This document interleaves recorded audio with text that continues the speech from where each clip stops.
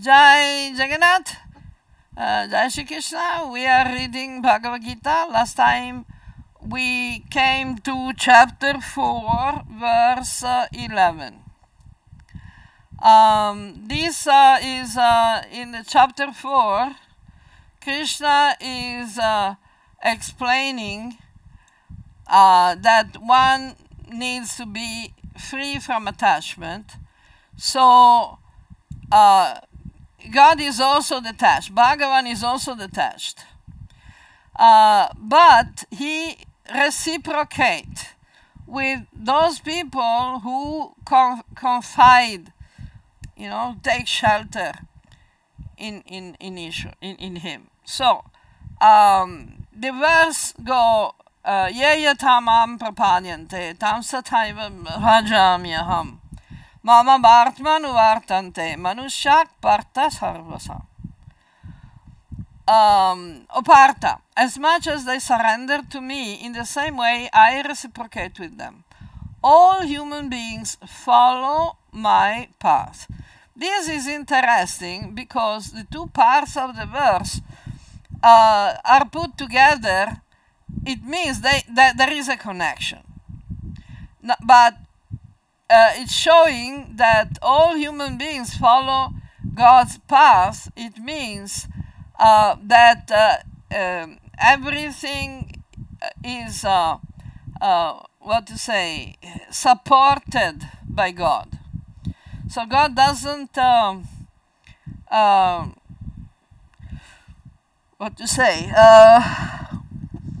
doesn't have any specific attachment.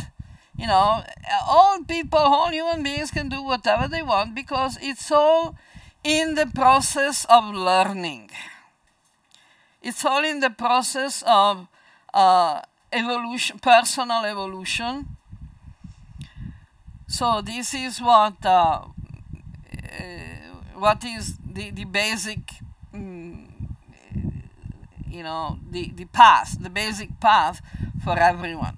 But we can walk this path in a better way if we tune in, if we connect better with God.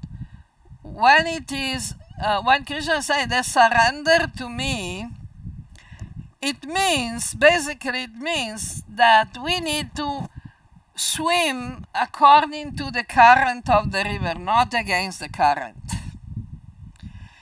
It means we have to give up attachment and identification, like Krishna has said so many times before, and we continue to say. And, take whatever comes as a blessing from God. This is not the tendency of materialistic people, because materialistic people approach God because they want something. So they pray God, please God, I want to pass the exam. Please God, I want to find a good job. Please God, I want to win the competition, and they think that, because they want something and they pray, God is supposed to give them what they pray for. But there is a difference between what we want and what we need. So we get whatever is in the cards for us. Of course, we need to make our best efforts to do our work, to perform our duty.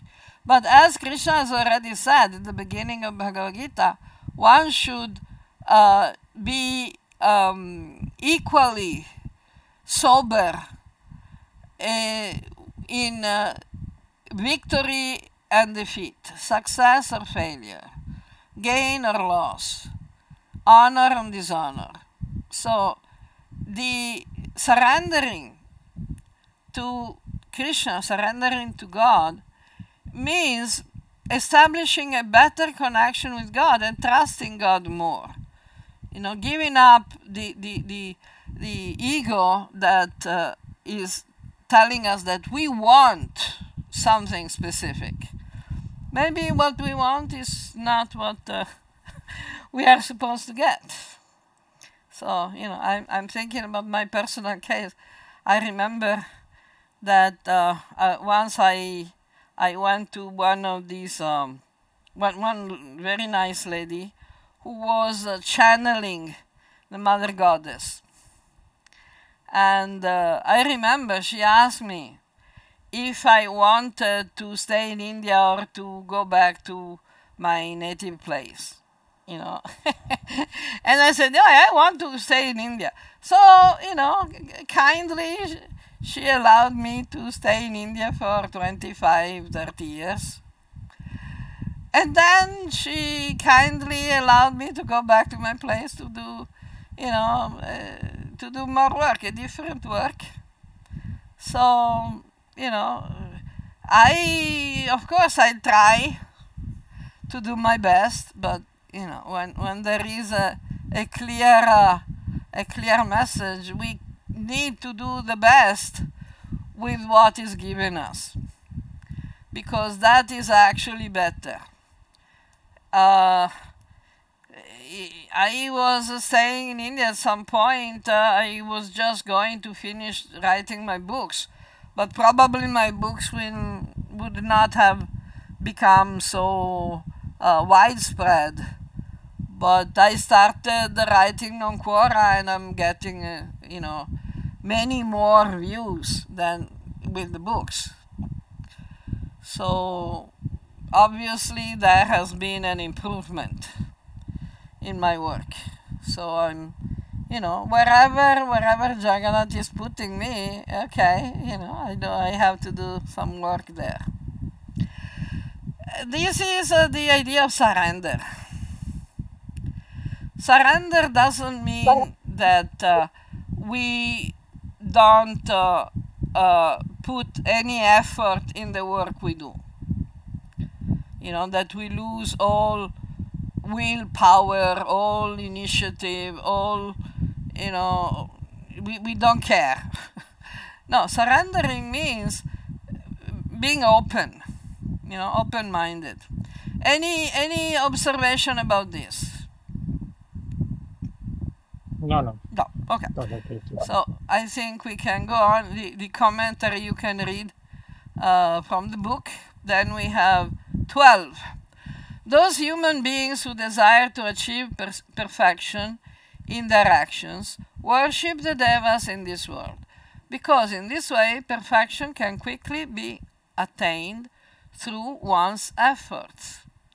Kankshanta karmanam siddhim yajanta hi iha devata kshipra hi manushe loke siddhir bhavati karmaja. So this is very clear that Krishna is not condemning the worship of the devas. Krishna is saying that to attain perfection in one's karma, in one's good work in society and, you know, in family, all one's duties, should worship the devas, because that is definitely helping. Then, here Krishna is still talking about the 4 varnas. The duties that, you know, social duties, family duties and everything, the karma, the swakarma, is within the varna shrama dharma. And Krishna says that the varna shrama dharma is actually very valid. In fact, it has been created by God. Chatur varnyam maya shristam guna karma vibhagasa tasya kartaram apimam vidya kartaram avyayam. The 4 varnas have been created by me in accordance to the different qualities and activities, guna karma vibhaga. But although I am their maker, know that I am unchangeable and detached from action. So, when Krishna speaks of Mam, I am, that includes the Bhagavan, the Paramatma, the Brahman, and the Atman. Also, the Atman is actually detached from action. Because Krishna has also explained that all the activities are performed by nature. Ahankara vimudhatma kartaham iti manyate. It's only someone who is confused by ahankar that thinks he is performing those actions. So the Atman, not only Bhagavan, but the Atman as well, is detached from the action. So the Varna Shrama Dharma is simply a social system that supports the personal evolution of the individual, supports a perfect social harmony, and supports the cooperation of the human beings with the universal community. And this is required in order to evolve. You know, if you live in a very degraded society where you cannot even, satisfy the basic necessities of life, you are always persecuted and tortured and everything, how can you actually evolve spiritually and attain moksha? The four Purusharthas, Dharma, Artha, Kama, Moksha, are supported by the social system of the Varnashrama Dharma. The actual Varnashrama Dharma, not the caste system. The caste system is garbage. Why caste system is garbage? Because it's based on the body identification, birth prejudice. The Varna system, here Krishna is saying, different guna and karma, not on jati. This should be very easy to understand, very simple, very easy to understand. But of course, if the society is not supporting sattva, we cannot understand. People cannot become intelligent enough to understand this. You have any observations about this? No. We'll go on. 14. Yeah, 14. Namam karmani limpanti, name karma phale spriha. Iti mam yo bhijanati karma bhirna. Karma bhir na sabidhyate. Badhyate. Karma bhir na sabhadhyate. I am not affected by action, and I'm not touched by the results of the action. One who really understands this fact is not bound by actions either. So this is saying Bhagavan is not bound by actions, is not touched by the results of the action, and so is the Atman.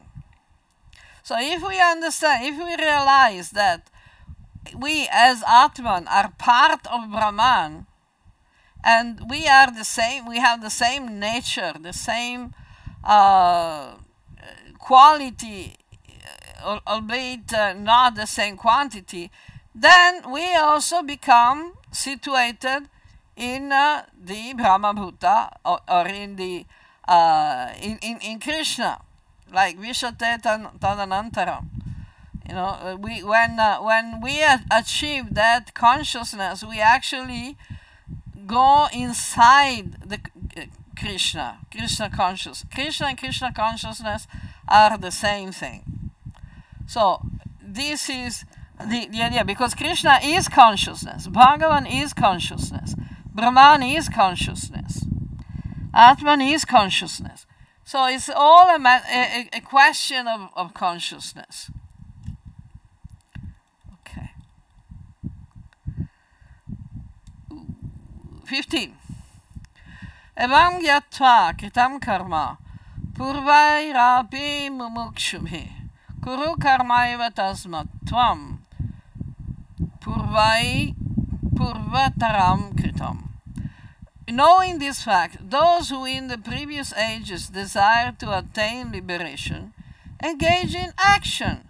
Therefore, you should perform your duty just like the ancients did.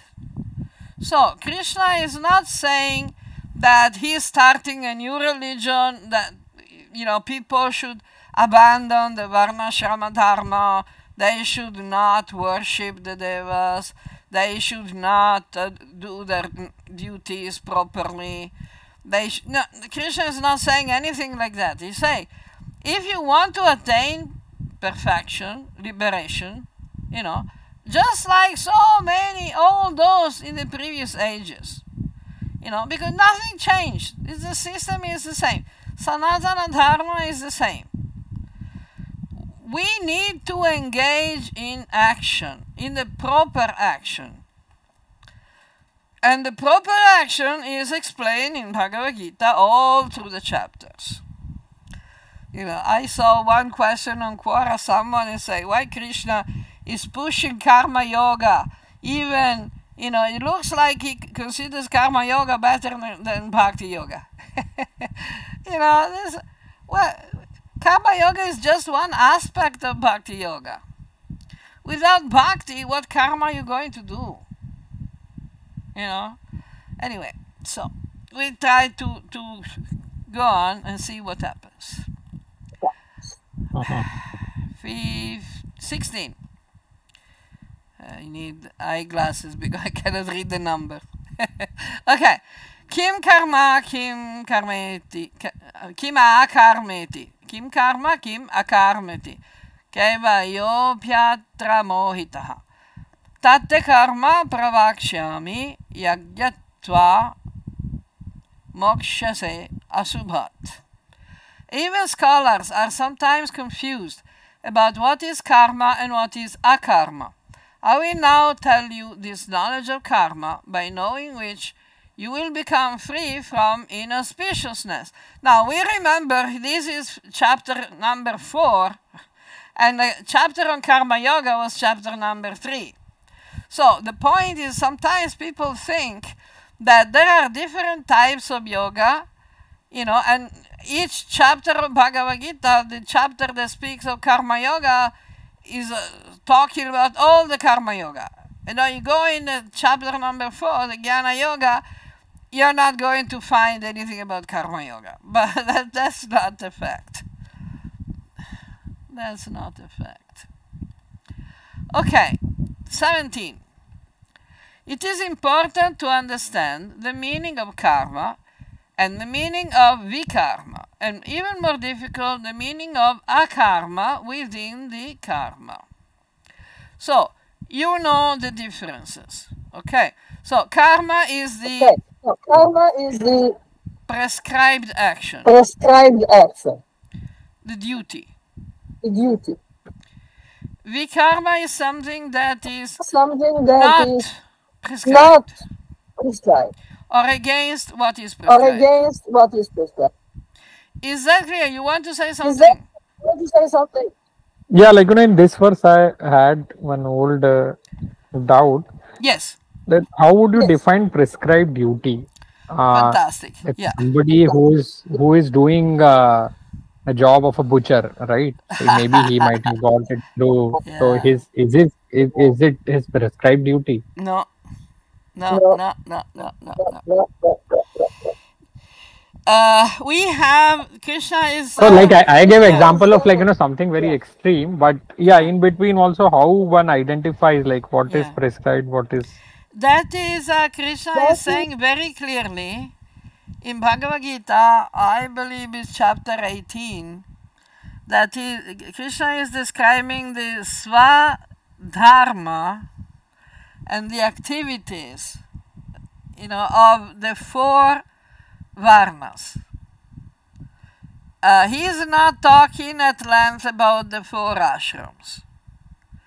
But the prescribed duty is a duty prescribed by the scriptures, by the Shastra, not prescribed by the government, by your family, but by your I don't know, elders, your boss, or whatever. That is not a prescribed duty. The prescribed duty of a Shudra is to assist the whoever in the other Varnas requires their assistance. But that should be within Dharma. Because it is the Varna Ashrama Dharma. It's not the Varna Ashrama Adharma. Nobody can, let's say, for example, you made the example of the butcher. Okay, let's go even more extreme.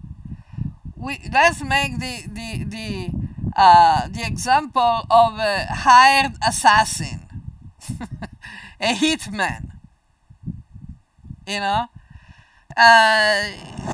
Maybe his father was a hitman.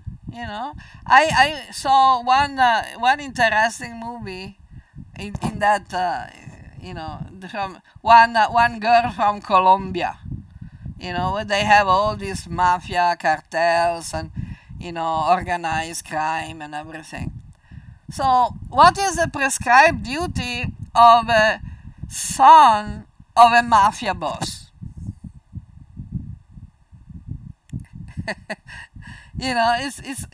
You cannot call it dharma. It's just like I was criticizing the habit that some people have to use the word dharma as religion. So they speak about a Christian dharma or a Muslim dharma, And I was laughing and saying, what dharma is that? It's not dharma. There is no such thing as criminal dharma. You cannot, your prescribed duty is based on your guna and karma, but it should be to support dharma. This is why I was saying that the society must be there to support the evolution of the individual and the social harmony and the prosperity and the cooperation of human beings with the universal community, with the whole universe, devas, animals, plants, and whatever. Yes, you wanted to say something. No. Okay. Okay. Yeah, actually, prescribed duty is a little bit like the concept of God. Okay. So if you want to close your microphone, yeah, if you don't want to say anything, otherwise we have an echo. Maybe fan noise. Okay. Yeah, I'll just. So if I hear the echo of my talking, means you want to say something. Okay.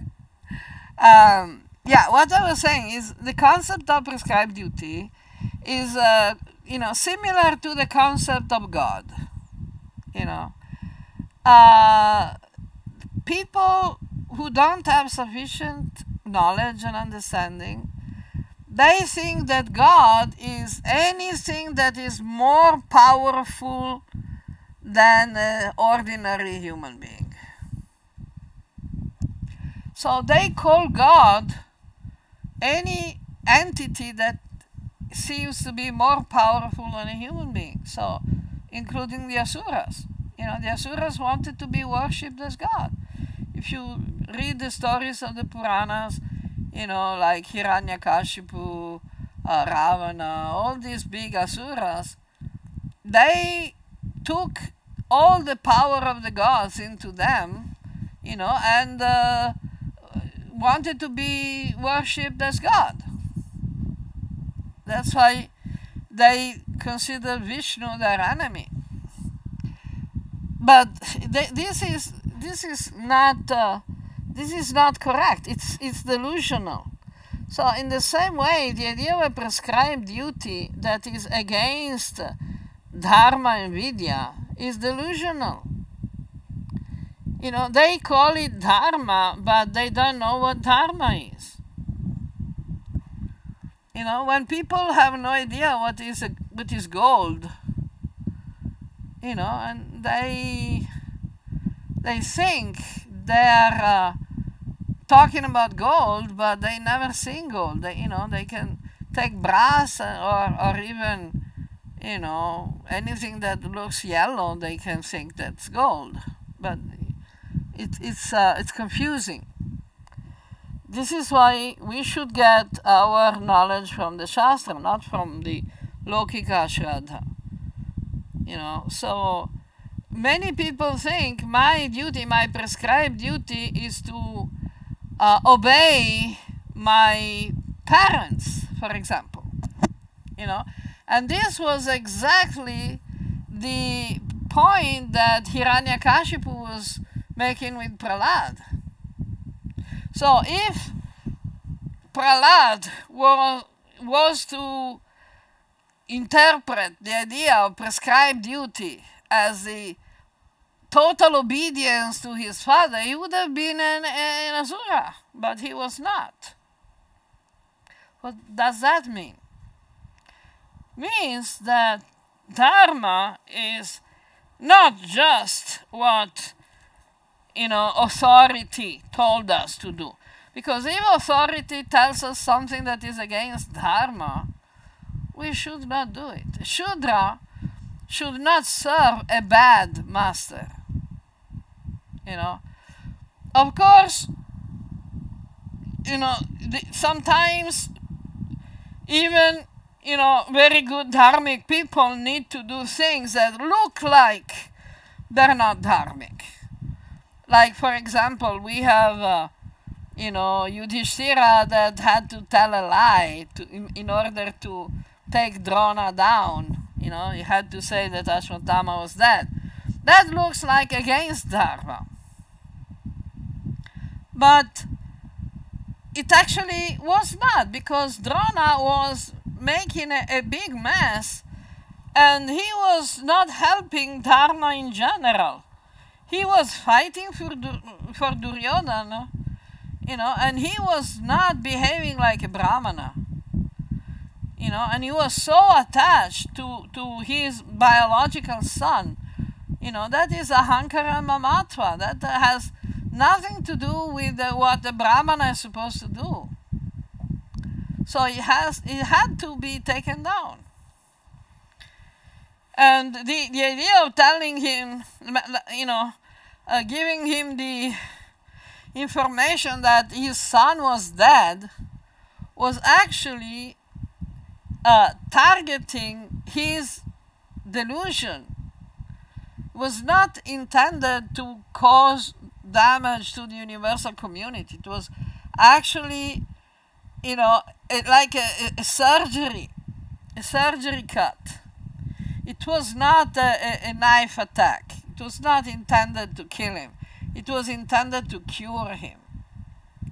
So, you know, the Shudra need to find a good employer, you know, and do whatever dharmic service the employer is giving, you know, sincerely. And if there is something he doesn't understand, he has to ask questions.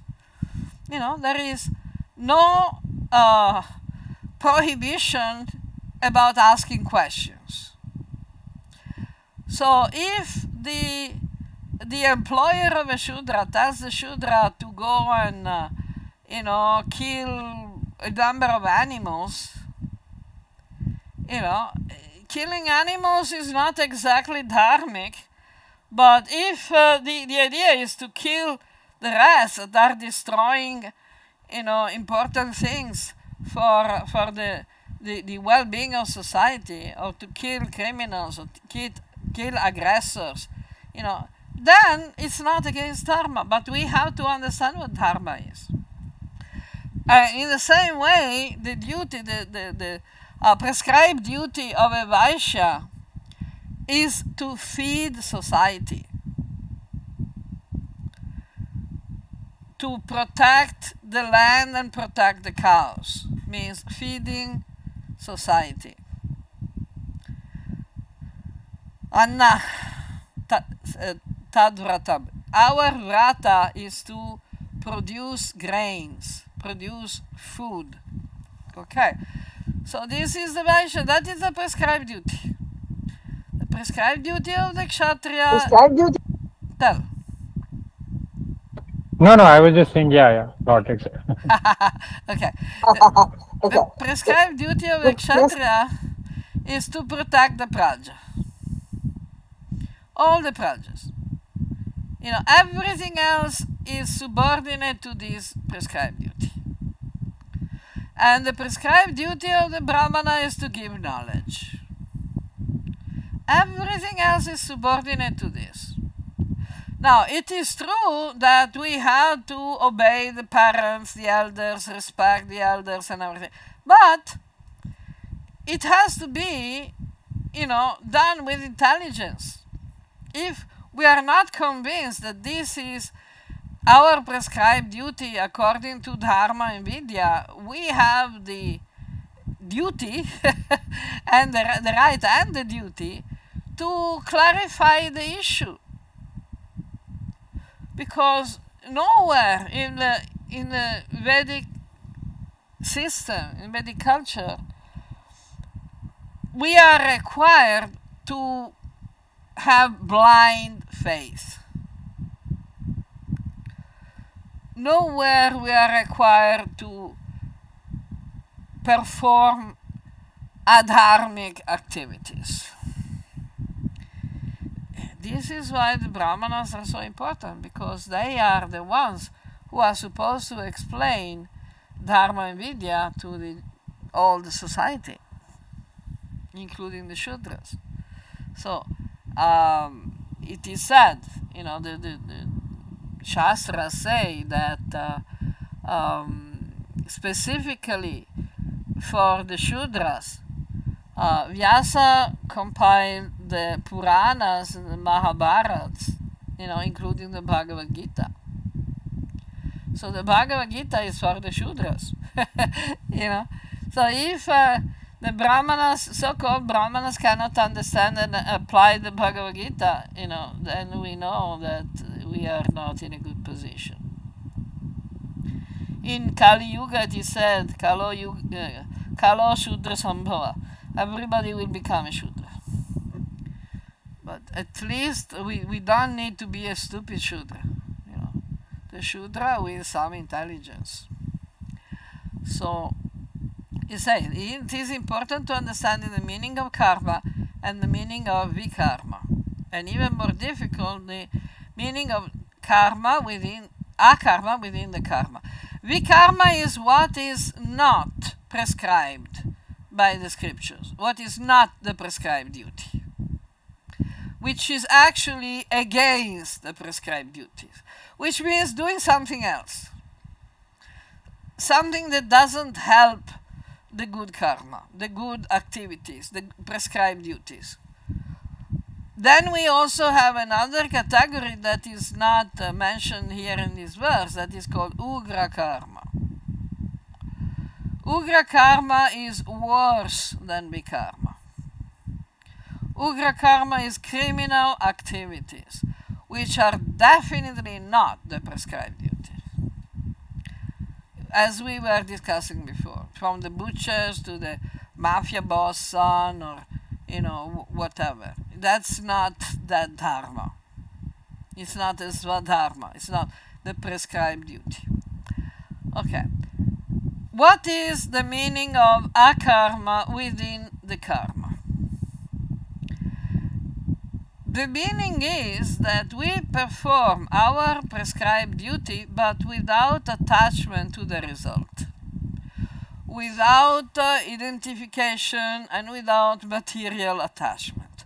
We just do our duty in the best possible way, because that is what needs to be done according to dharma and vidya, and what is for the benefit of the universal communities. You know, the sarva bhuta, all the beings.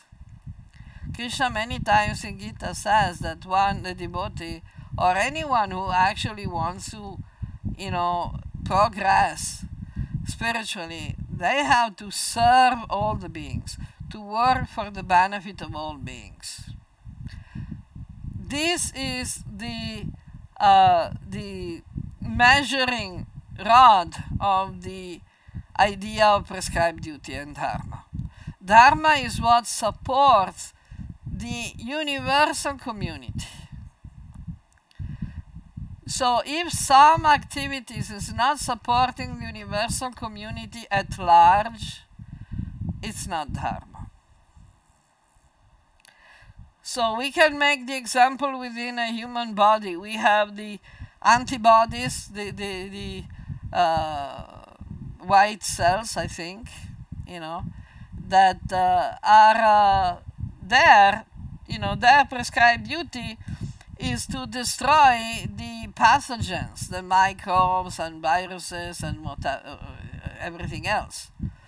So they have a prescribed duty that is for the benefit of the entire body, not just for the benefit of a part of the body or some cells or other cells.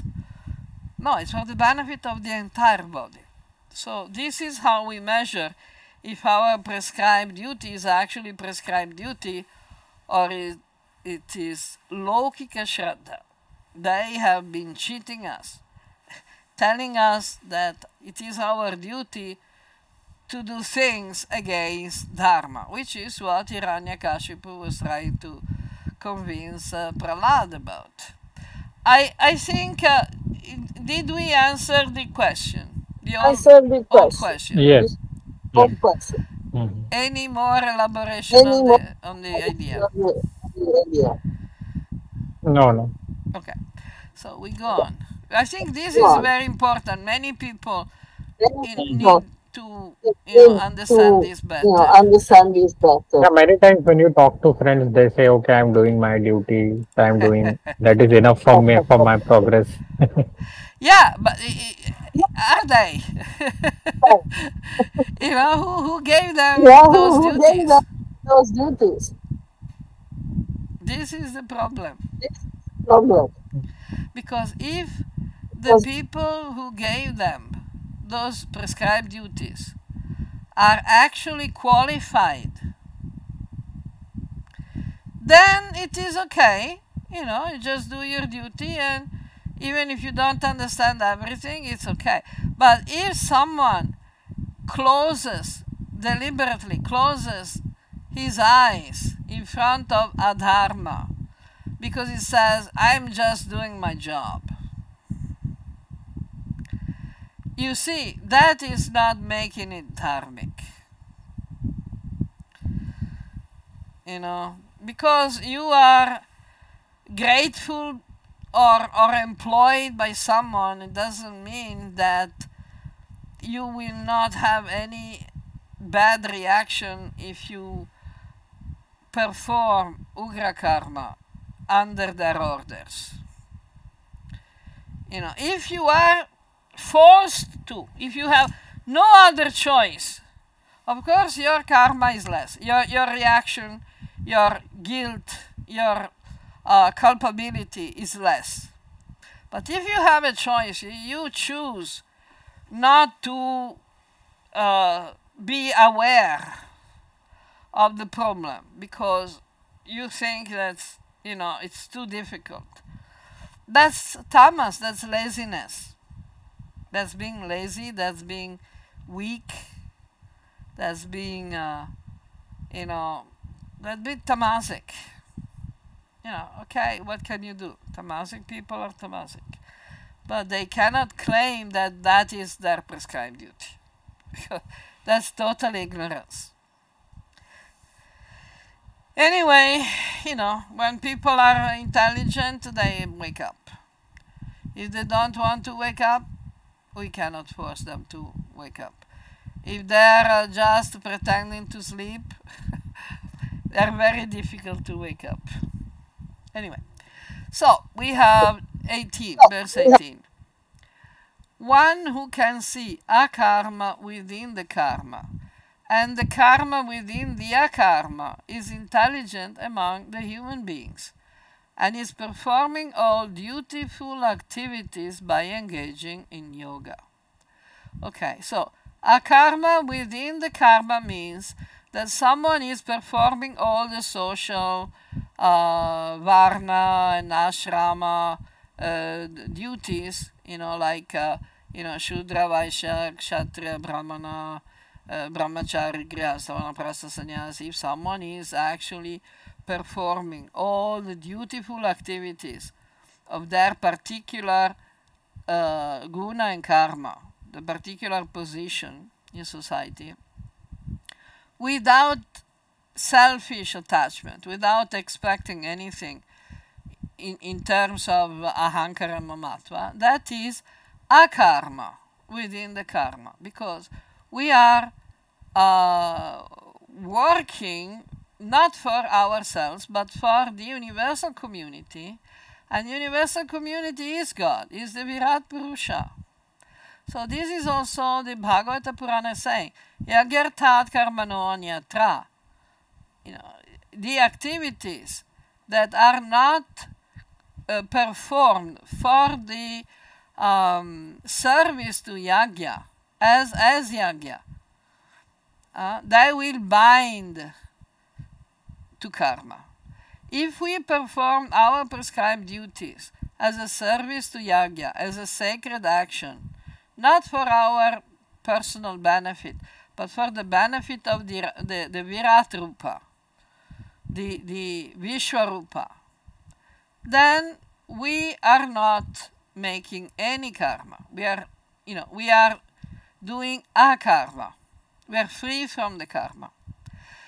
On the other side, the karma within the akarma is the opposite. Is someone who refuses to perform the prescribed duties for some personal benefit. Because they're lazy, because they are, they don't have the courage, they don't have the proper understanding, or whatever. We can make an example of a sadhu or a sannyasi who doesn't have anything. It just has a kamandalu, just no other possession. If he is actually attached, the kamandalu, someone will take his kamandalu away, he will get, he will become murderous, he will kill them. So the renunciation is not becoming poor. Renunciation is just using things for the service to the Virat Rupa, to the Vishwarupa, to Ishvara, to Bhagavad. So the karma within the akarma is someone who is pretending to be renounced but is not, but is actually doing a lot of show of renunciation, being a big sannyasi with a big beard and big hair and maybe little turban or sadhu dress and everything, because he can make money out of that. And this is the Kali Yuga. 11th canto of the Bhagavatam, it is described. In Kali Yuga, people will be considered sadhus and sannyasis just because they dress in saffron clothes, but they are not detached from anything. So we see sannyasis who dress in saffron clothes, but they must be silk, and they have jewelry, and they are flying first class airplanes, and what is the akarma then? You know, they renounce their duties. Actually, they're not renouncing the result of their duties. They're renouncing the duties, but they want the result. So the akarma within the karma is to renounce the results of the action, but to perform the duties. And the karma within the akarma is to renounce the duties, the work, but for a particular, to pursue a particular result in material benefit. So this is exactly the opposite. So someone who understands that will avoid the mistakes. So he will perform all dutiful activities, all the good karma, all the karma, the swakarma that is supposed to do, but engaging in yoga, which is yagyartat, means connecting. Yoga means connecting. So he will perform all activities, connecting these activities in service to Ishvara, to the universal community. Is that clear? We don't have any doubt here. Yeah. Okay. Any questions? No. Okay. 419. Those who are intelligent declare that a truly learned person is one who has left behind all ventures based on the determination for personal sense pleasure, and has thus burned all his karma to ashes by the fire of knowledge. This is again, the real jnana, because the chapter is the jnana yoga. The real jnana, yasya sarva samarambha kama sankalpa bharjita jnanagni dagdha karmanam tam ahu pandita buddha. Those who are intelligent declare the truly learned person, pandita, a pandit, is one who has left behind all ventures based on the determination. Kama sankalpa. What is a sankalpa? Sankalpa means that in Karma Kanda, sankalpa is the determination when you declare that you are performing this ritualistic activity for a particular purpose, which is considered one of the most important parts of the Karma Kanda, Sankalpa. But the Sankalpa doesn't have to be based on karma, on personal desires, personal sense gratification, personal material advantage. So, sarvarambha, all ventures. So all the activities, all the enterprises, but it doesn't mean that it stopped working or stopped performing his duties. If we leave behind, if we abandon all determination based on our personal profit or sense gratification or material benefit, then we don't do any karma, because we are doing akarma within the karma, within the prescribed duties. Okay. If you want to say something, you stop me, yeah? Yeah. Verse 20. Such a person has given up all connections with the results of the actions, is always satisfied and does not depend on anyone else. Although she is always engaged in activities, he is never doing anything. This is interesting. It's not that he's not doing anything because he's just playing video games, always engaged in the video games. No.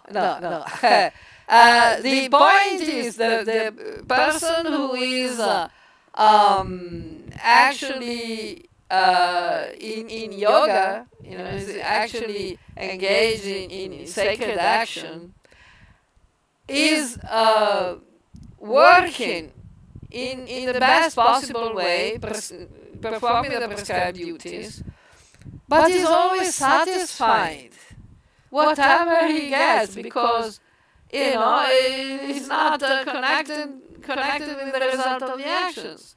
He's just doing his work as a duty.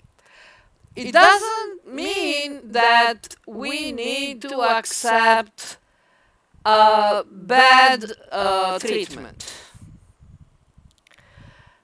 When we say always satisfied, doesn't mean that we stay in a situation where they are mistreating us, or they are disrespecting us, or they're worse even, they're disrespecting dharma and vidya. Doesn't mean that we should stay. And we are satisfied because, we are always satisfied even if we are working for the mafia boss. No. Always satisfied for what we get ourselves, not for the work we do. The work we do must be as good as possible and for the benefit of the universal community. Because yagya is not Hiranyakashipu. Yagya artat, karma no.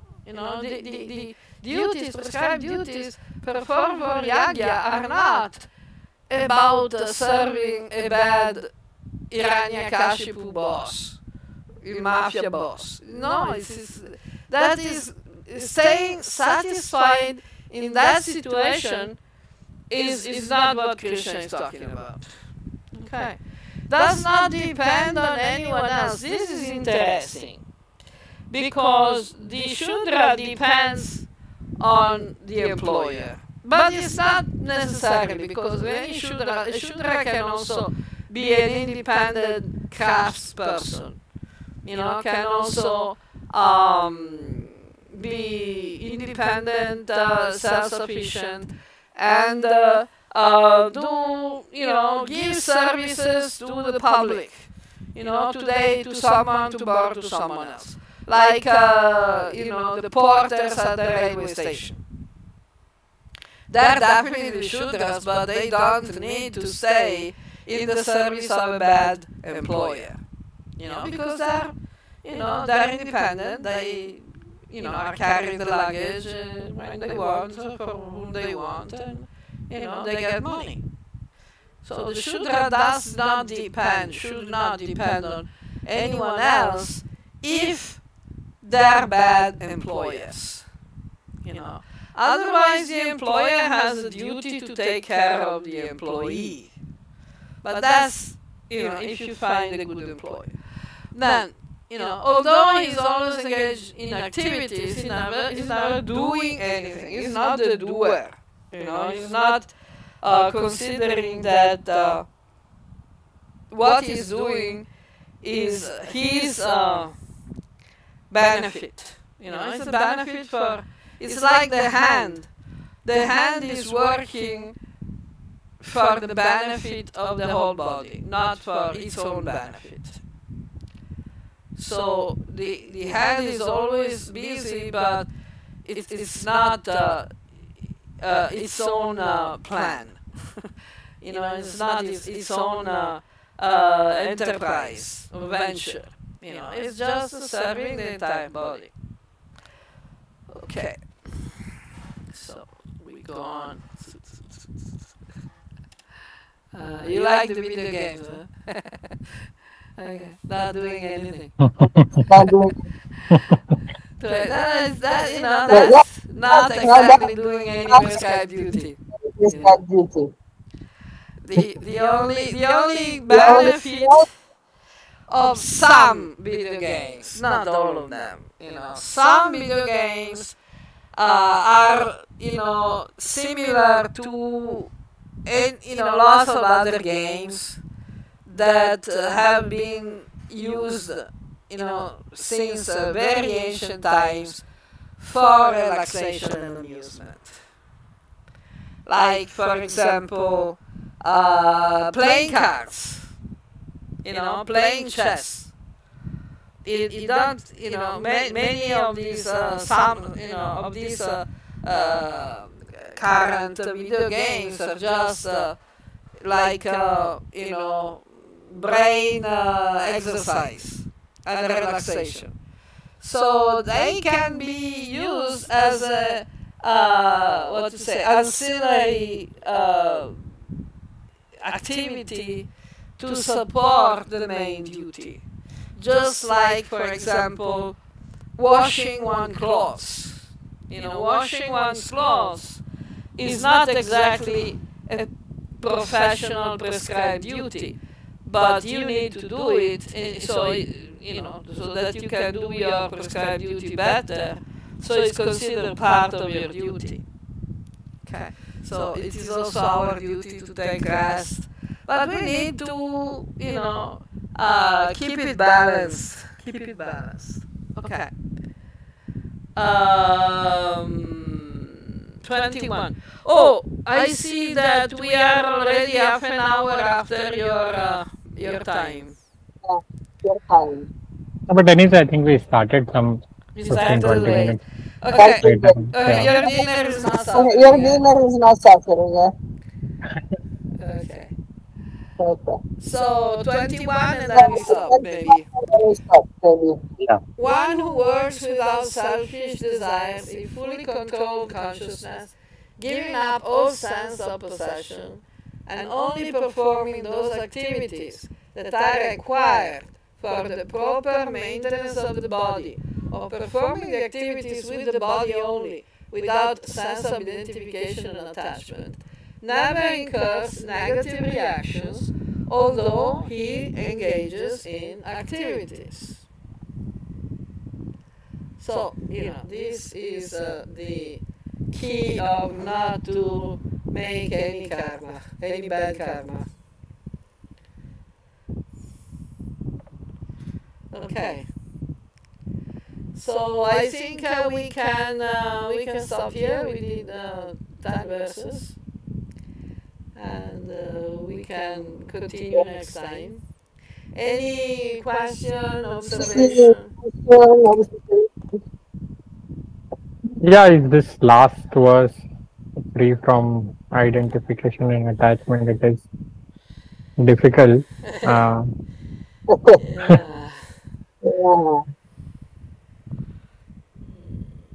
You try, but sometimes you fall. That you try, okay, I'll not be doing Of course. That is normal. Normal. You see, this is something I have seen in many sincere people. They are putting the standard bar, they're putting the bar very high for themselves. Which is good, because the training for a marathon, you need to keep training. You train the best possible way. But we have to be also, a bit compassionate to ourselves. Like Krishna is saying, susukam kartumavayam. The sadhana can be done permanently, avyayam, always, constantly, eternally, continually, avyayam, if it is comfortable enough, susukam. Sometimes we make, we don't attain the level we were expecting. It's okay, just have to keep trying.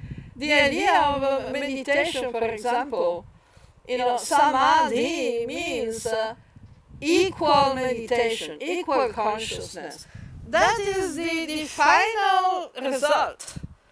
When the Shastras are giving us, instructions, they're giving us the model, the ideal, the target, the goal.